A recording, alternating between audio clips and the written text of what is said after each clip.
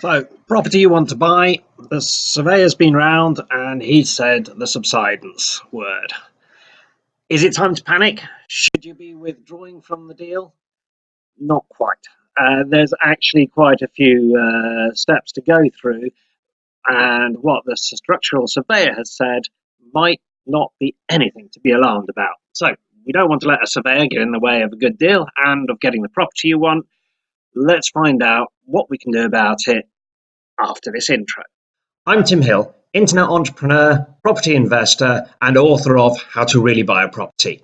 No, it's not one of those books that goes on and on about how you can make millions investing in property, and all you have to do is go on my course to learn the secrets, and then you go on my course and you find out that you have to go on my master course to learn the real secrets. None of that. If you have decided to buy a property, no matter what your motivation, then How to Really Buy a Property is the smart way to do it. And it will save you time, money, and stress. Right, first things first. A structural surveyor is not qualified to say that a property has subsidence. They are qualified to say that they suspect it has, that they think it has, that it should be investigated, but that's it. That's their limit. Okay? So if you look more carefully at the surveyor's report, you'll find they're not making an outright judgment about subsidence. They're concerned and that it needs further investigation. And the person who is qualified to do that further investigation is a structural engineer. So how to find one of those? Well, really the best place is to go to the vendor's insurance company, whoever does their house insurance, and ask them for a recommended structural engineer that they trust. Because ultimately, hopefully, the property is insured against subsidence, and that report is going to be needed by the insurance company to then assess what works need to be done. So that's really the first port of call. If not, usually the estate agent might have some contacts as well of qualified structural engineers that belong to proper societies and have passed the appropriate exams. Now, local is really important because the reasons for subsidence vary all over the country. Okay? The reason a property subsides in Cornwall most of the time can be different to the reason it subsides in Norfolk. There's very different situations going on. Cornwall's got a lot of old mines and they collapse from time to time, mines that aren't even on the map, they're from so long ago. Norfolk has just like generally softer soil. It was a very marshy place before it was drained. So a local structural engineer is going to be able to say, yeah, I've seen this before many times and I know what this is. And we'll come to that in a minute because knowing the cause of subsidence is almost as important as knowing there is subsidence at all. Right, I've got my notes here because this is a complicated one. Right, who should pay for the structural engineer? Depending on what the surveyor said, depends on how much you're actually going to pay. So if the surveyor said, I just want you to check that wall, then the structural engineer might only cost you, £200 or £300. But if he's saying, I think, the whole property's got an issue, I want you to look at the whole house or the whole building, you could be looking at several £100, up to maybe even £1,000, depending on the complexity of what needs to be looked at. So who's going to pay for that? Well, the vendor is usually a bit reluctant because he's like, yeah, your surveyor said so, but I don't think so. So, if it's your surveyor that's saying it, you pay. And you're saying, hey, no, it's your house, you pay. The way I normally approach this is that I make an agreement with the vendor, which is, it's my surveyor, I will pay for the structural engineer, but if there really is subsidence, you will buy that report off me. Now, that's pretty straightforward, actually, because the vendor will need that report to go to their insurance company and start making the claim for getting the subsidence rectified. So that's usually the best way to go through that deal. There are times maybe where you can, go, let's go 50-50 to start with, and then you buy my 50% if there really is subsidence. Because remember, we're actually at the moment at a point where no one's actually said there is. Someone's just said they think that maybe, and it needs to be looked into. Okay, what's next? Right, then it's really understanding what the structural engineer says once they've actually looked at the property, because cracking walls have numerous reasons and might not be subsidence. Settling is one that's very common on new build properties. It's just where the property kind of sinks a bit. It's just been built and it's just settling into the ground. Causes some cracking on the internal plastering, but that's really about it. And it's just no cause for alarm. You're just going to have to patch up that plastering at some point in the future. And as I said, common as muck on new builds, so you're not going to get any kind of price renegotiation for that going on. Then we've got what I call up and down subsidence, which is basically where the property is actually moving all the time, but it's just going up and down. This is really common in places where a lot of the soil is clay-based. You find this in big swathes of North London.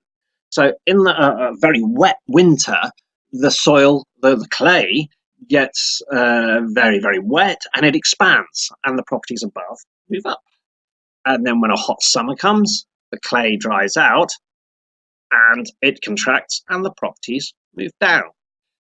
That's nothing to be concerned about because it's the whole property that's moving up and down.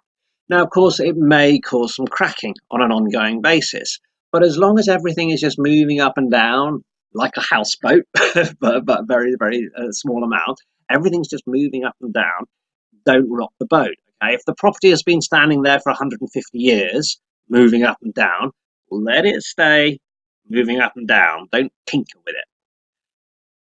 What else have we got?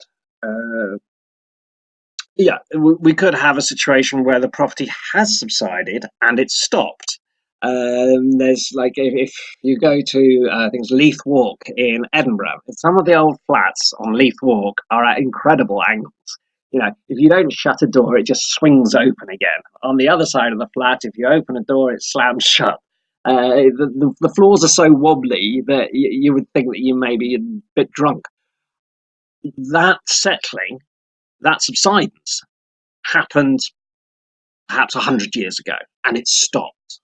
Okay? So normally, because there'll be no internal cracking on the walls, surveyors won't pick that up. But some surveyors are going to be, a bit cautious. The floors are all uneven. Perhaps we've got subsidence going on here. And a structural engineer will come around and go, look, yeah, long time ago, and nothing's happened in decades and decades and decades. There's nothing to do here. I've seen structural engineers, and they come round and they'll be in the property for 5 minutes, and they'll go, "This is fine," and they'll walk out, and you've paid like £400 for the 5 minutes of their time. But you got a very highly qualified engineer out of bed, gonna cost. Right, so that kind of sinking and stopped is a bit like settling. And again, though, in very old properties, it might have happened way, way back in the past.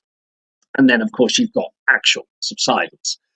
Now, what's really useful when you've actually got subsidence is to understand, are you going to fix the subsidence or are you going to fix the cause of the subsidence?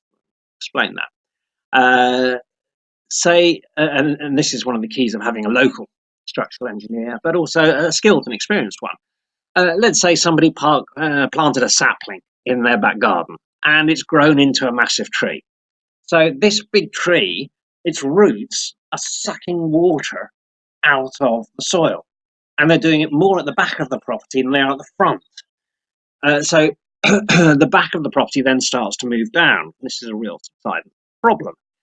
So you can do one of two things. You can do something called underpinning, which is where you dig underneath the property and you put in deeper foundations to make it stable to stop the subsidence happening. Or you can remove the cause of the subsidence, in other words, the tree, or at least, if it's possible, to take the tree down to a size where it's no longer dragging so much water out of the earth that it's causing the back of the property to fall. It's actually really common on tree-lined streets. You've made an offer on this property, it's in a lovely street, lots of trees running down the sides. Great, except those trees, same situation, but they don't belong to you. They usually belong to the local authority. So, and if the local authority has let them overgrow, then they're sucking this water out underneath the front of the property, and then it's the front of the property that starts to subside. this is, I won't say it's really common, but it is common. And one of the reasons is that not looking after trees correctly is something that councils do as one of their first. We need to cut some budgets. What's going to lose us votes? Well, if we cut the schools budget, that will lose us votes. But if we cut the tree pruning budget, no one's really going to notice for a while. Not going to lose any votes. So it's kind of one of the first places they turn to. So it's a really good idea when you're in that situation. Even if there's not subsidence, but if there is a tree outside the property on the pavement, but quite close to the property, to talk to the council, find the right department that's in charge of looking after those trees, and ask them, what are they doing? What's their budget? Do they have a timetable for how often those trees get lopped? And just give you some confidence that there are programs in place to keep those trees under control, because they should get lopped really annually, maybe every 2 years, just so that they don't overgrow to the point where the roots then become so big they're underneath the property and sucking out all that water, and they're going to cause you problems in the future. Sidetrack a bit. Okay, so where are we? Right, so if the fix is that the property needs to have some structural work done to it, it's what we call the underpinning. It's where you dig underneath, put in new foundations to steady the property up. That is a big bit of work.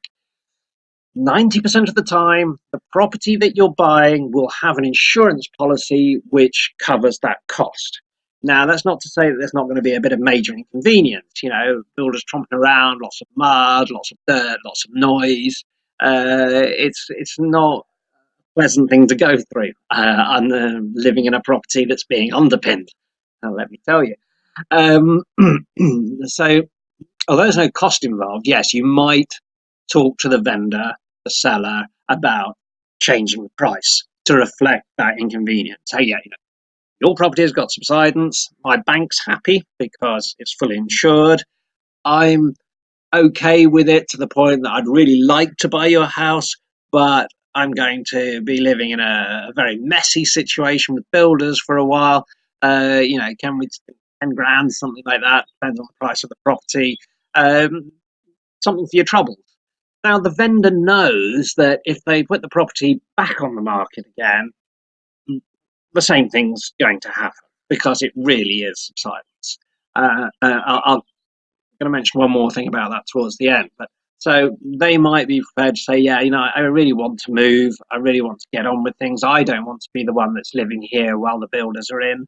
So I'll accept £10,000 less for less inconvenience. Now, the point which I probably should have made earlier was this thing about structural surveyors using the S word, subsidence, in their reports. It's very common that you have a property on the market, a structural surveyor goes round, says, I think it's got subsidence. The buyer goes, and they're gone. And then, no one said it has got subsidence. No one calls it a structural engineer. Property goes under offer again to a new buyer. Different structural surveyor goes round, never mentions subsidence. Okay, that's really common. So don't let a surveyor ruin your deal or stop you getting the property you want just because they say subsidence. This is something well worth looking into. Very, very common that it's actually nothing. The final thing that a structural engineer might say is that he's not sure. Okay, so he's either going to say it's not subsiding, it is subsiding, something needs to be done, or I'm not sure. Subsidence is a slow thing. In that case, what they generally do is they put glass rods within the brickwork of the property and come back after 6 months or a year and see if any of those glass rods have cracked, which would show that the walls are still moving. Okay, in that situation, it's really going to be your call whether you want to carry on and purchase the property. If the insurance policy clearly states that subsidence is covered and you do want to go through with the purchase, fine, but keep the same insurance company as the seller had. And that is absolutely vital. Don't go trying to save yourself a few bob on home insurance, because if it turns out that that subsidence is actually real, those glass rods do start to split, then you'll very often find out that these two insurance companies, the old one and the new one that you've got, start arguing about when the subsidence actually started, and so who's responsible for the work. So, and they get into this massive long dispute with each other that can roll on for months and years. Meanwhile, your property is subsiding. The cost of it, the mess of it, the inconvenience of it is going up all the time.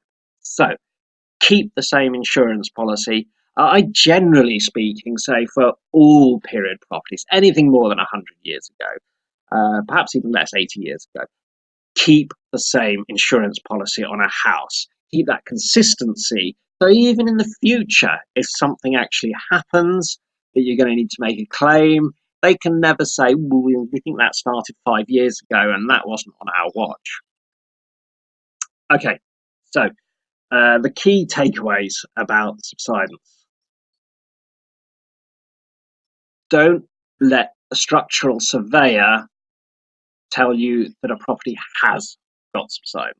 It's easy to misread it. It's easy to open the surveyor's report and go, subsidence, and I want to walk away. But that's not what they're saying. They're not qualified to say that, and a closer look will tell you that they're just suggesting it needs to be looked into. And then there are many things you can do, and I would say probably in about 80% of cases, maybe more than that, you find that actually there's no subsidence at all. And actually, very often, even if you just got a different surveyor to go around, they wouldn't mention subsidence. But get the structural engineer in, and again, 80% of the time, they'll rock up at a property, have a quick look around and go, nah, this place is going nowhere. So that's the key thing to take away there. Don't panic, just follow the steps, and most of the time there isn't an issue to worry about. That's all for this short video. There's much more information in the book, How to Really Buy a Property.